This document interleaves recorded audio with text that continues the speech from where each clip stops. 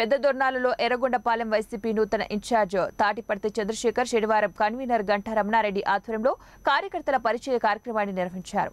నాయకులు కార్యకర్తల మధ్యలో పెద్ద ఎత్తున పూల వర్షంతో ఆయనకు ఘన స్వాగతం పలికి స్థానిక మిర్చి యార్డ్ నుంచి ర్యాలీగా తాటిపర్తి చంద్రశేఖర్ కాన్వాయ్ అభిమానులకు అభివాదం చేస్తూ ముందుకు సాగారు.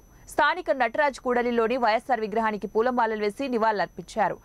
ఈ మేరకు శివ సదనంలో ఏర్పాటు చేసిన సభలో ఆయన మాట్లాడుతూ పచ్చపత్రికలు అబద్దాలను అక్షరాలుగా రాసి నిత్యం ప్రజల మీద విషాన్ని చిమ్మినట్టుగా పచ్చపత్రికలు చేస్తున్నాయని, వెలుగొండ ప్రాజెక్టుపై గత ప్రభుత్వం మాయమాటలు చెప్పి ప్రజలను మభ్యపెట్టారని, కానీ జగన్మోహన్ రెడ్డిని ఒక దారిలోకి తీసుకొచ్చారని, ప్రజలకు అంకితం చేస్తారని, బాబు వస్తే జాబు వస్తుందని ప్రజలకు మాయమాటలు చెప్పారని, కానీ జగన్మోహన్ రెడ్డి పేద ప్రజలకు బడుగు బలహీన వర్గానికి అండగా ఉండి ప్రతి పథకం ఇంటింటికి చేకూరేలాగా సచివాలయ వ్యవస్థను తీసుకొచ్చారని, అవాతాతల పెన్షన్ కు ఎక్కడికో వెళ్లి అక్కడి నుంచి వేచి ఉండటం, కానీ జగన్ ప్రభుత్వం నెల 1వ తారీఖున తెల్లవారుజామునే తలుపు తట్టి వాలంటీర్ పెన్షన్ అందిస్తున్నారని తెలిపారు.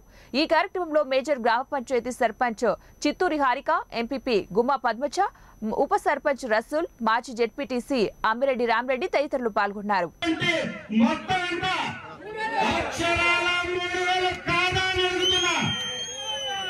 మరి 1000 రూపాయలు ఇచ్చి డబ్బా కొట్టుకున్నటువంటి డబ్బా రాయుళ్ళని మనం సపోర్ట్ చేద్దామా? వారి వాదనని నిజం చేద్దామా? రాష్ట్ర వ్యాప్తంగా 35 లక్షల మందికి గతంలో పెన్షన్దారులు ఉంటాయి. ఇవాళ ఎంతమంది?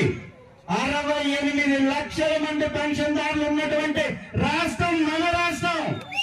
ఇది ఎవరు కాదనలేనటువంటి నిజమైనటువంటి సత్యం. ఇదంతా కూడా మనకు వచ్చినటువంటి లబ్ధి కాదా? దానితో పాటుగా ఇక్కడ బిడ్డలు సచివాలయాల్లో చిన్నపాటి ఉద్యోగాలు 5,000 రూపాయలతోటే మొదలైంది. వాస్తవమే. ఆ 5,000 ఉద్యోగాలు ఏదైతే ఉన్నాయో ఒక్కరు ఖాళీ అయితే 4 దరఖాస్తు చేసుకుంది. వాస్తవం కాదా?